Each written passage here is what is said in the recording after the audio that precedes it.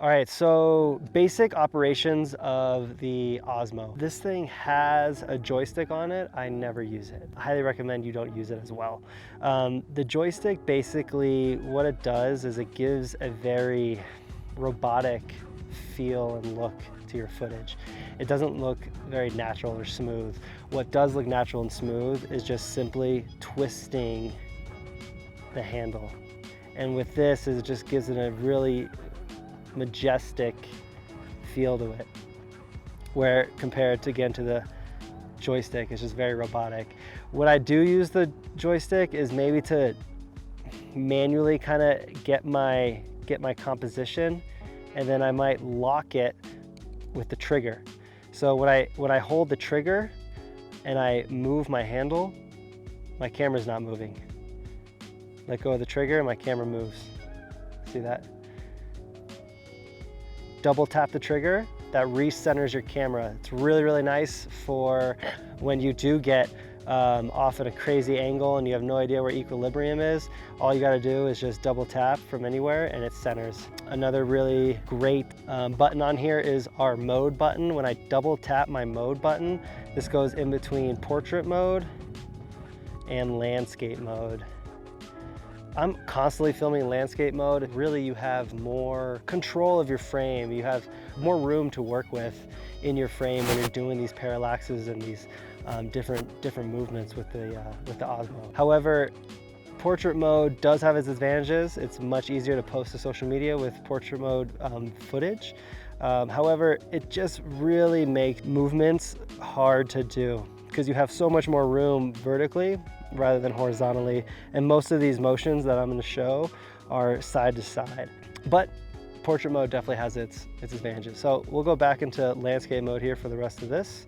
All right, so it's really key when utilizing these gimbals and the Osmo is your body positioning, and you kind of turn your body into a stabilizer as best as you can. And the way you do that is by getting really, really awkward and almost looking like you're just kind of like ready to pounce. I'm constantly bent knees, straight back, and I'm trying to just keep my body as stable as possible as I'm moving.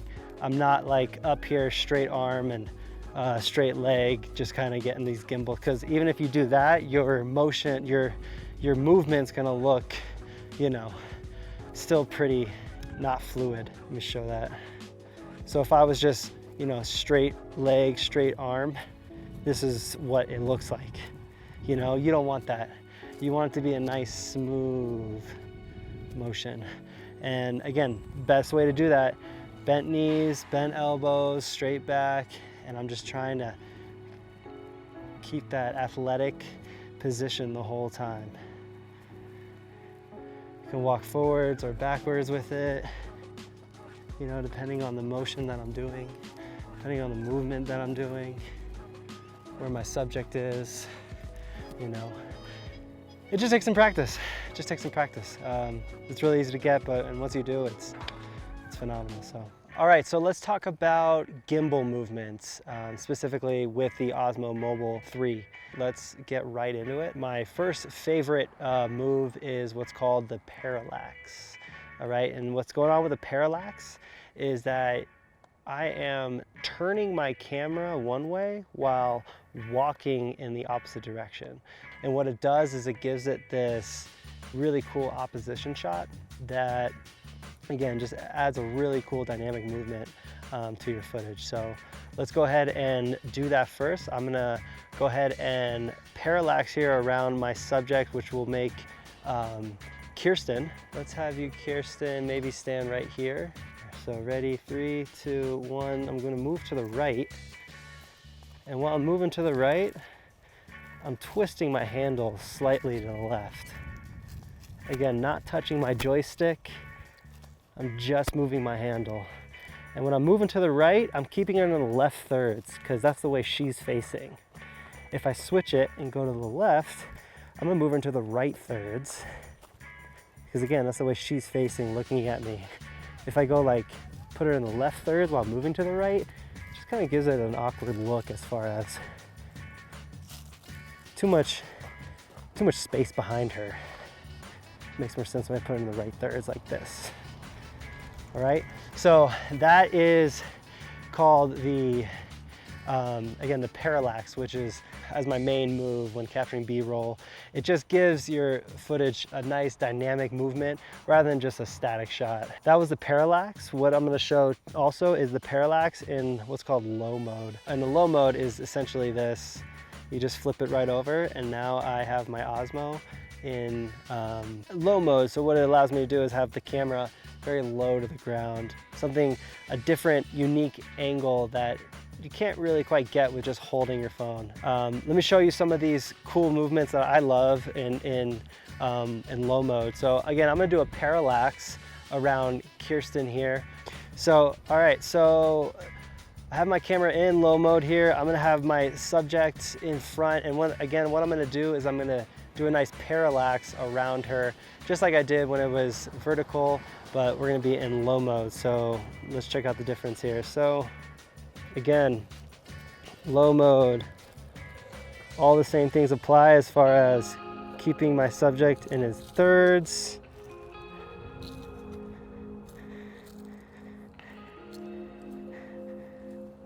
Very nice.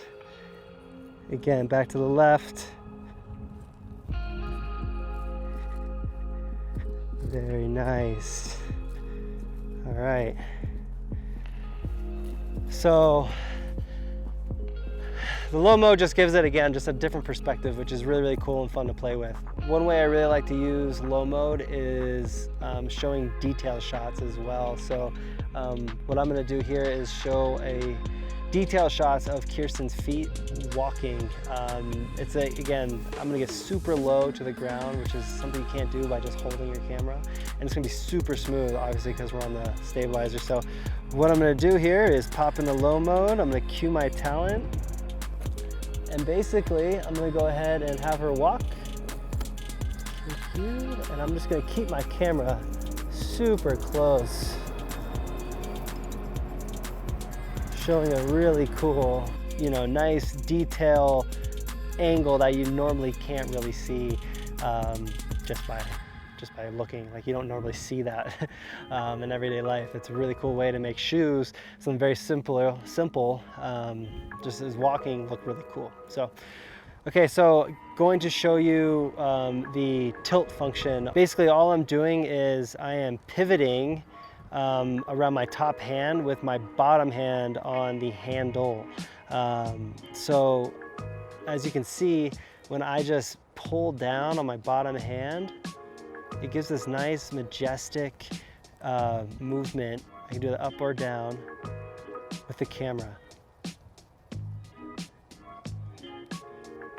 Okay, I'm not using the joystick. I can do the same thing with the joystick, but I'm not, because this just looks mechanical, robotic. I want it to look majestic, so I'm just gonna pull down with that bottom hand. It's so easy, so simple. This thing does all the heavy lifting for you. So those are two really good movements to master, that tilt up and that tilt down.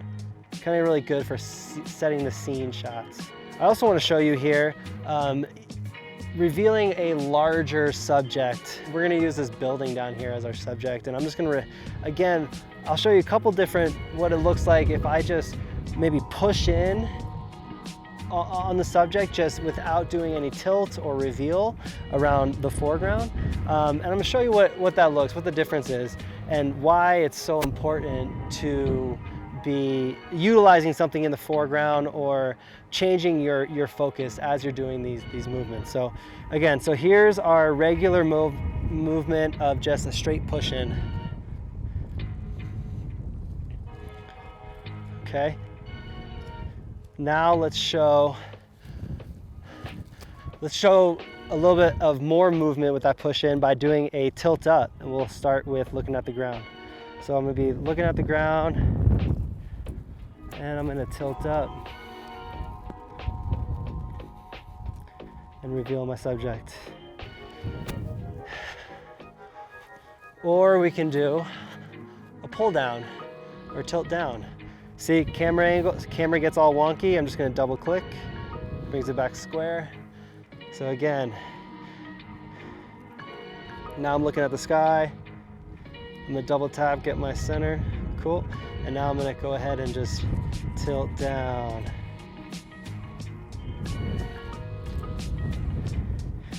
And there's our subject. And then my last one that I love to use is revealing from behind this tree. So I'm gonna come in, get real tight to it, and just kind of push right by it.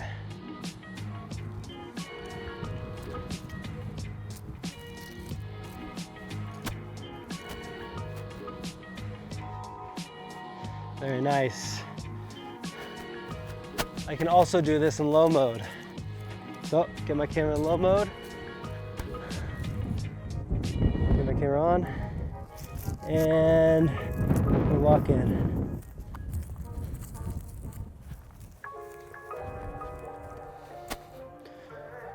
There's, 1, 2, 3, 4, 5 different ways to do the same shot. And depending on the mood and what you're looking for in your footage, you're gonna choose a different movement. But again, all 5 of those I think are better, or just a different look than a static image.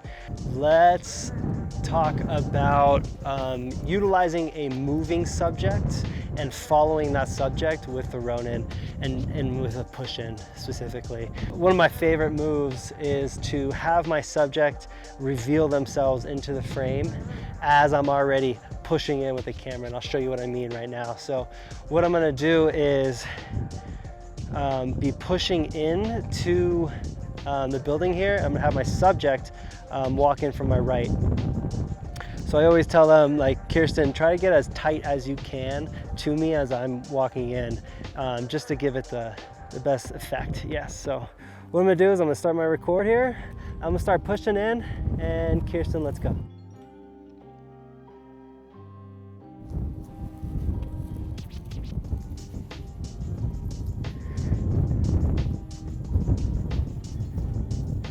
And again, keeping her on the thirds, showing where she's walking.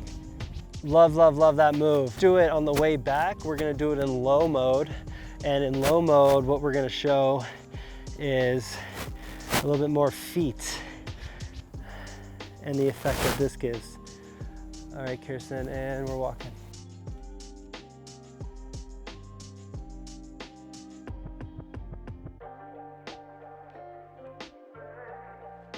So now there's a time in low mode when you can't really see your display. You can't really see what you're looking at.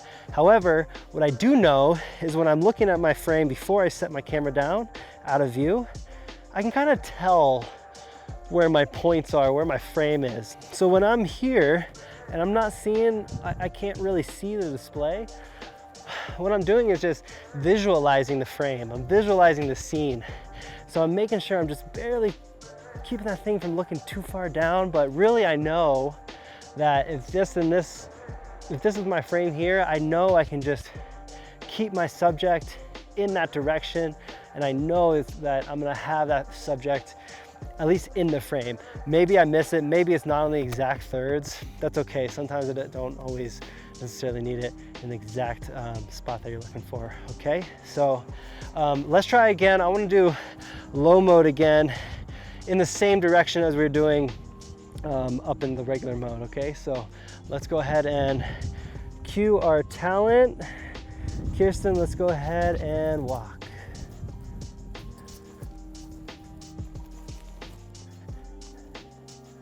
So again, in low mode here.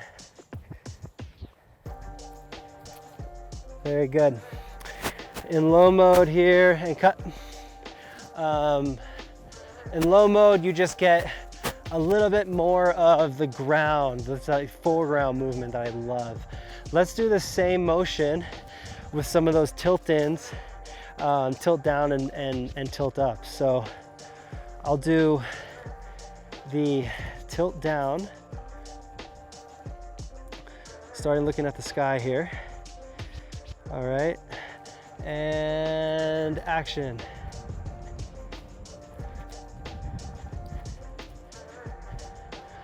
Again, I moved my thirds, showing which way she is walking. If I parallax, I'm just gonna move her to the other side.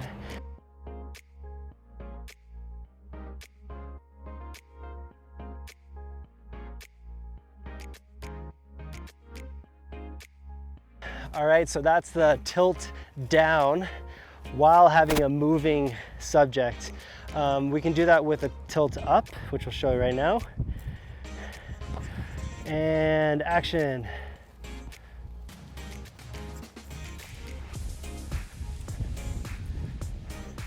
This is a nice over the shoulder look. Beautiful, and cut. We'll do the last, which is a little bit more of a revealing shot. Or a landscape shot. I'm gonna have my subject walk on the other end of this tree while I'm gonna be revealing her from the other side. So, all right, Kirsten, 3, 2, 1, action.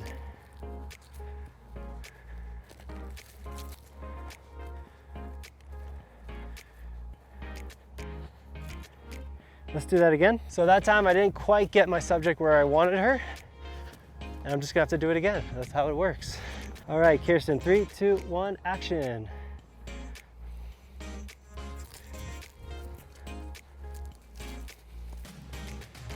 Oh, look at that. Very cool. And cut. Again, that's just some really basic movements to utilize with your Osmo. Basic, but very, very powerful, very enhancing motions that, again, just take your footage to the next level. A little bit of movement, a little bit of action, apart from the static angle is huge. I think it really can separate your footage from the rest. So thank you so much for tuning in. Again, I hope you learned something from it, and let me know if you have any questions, all right? See you next video. All right, peace.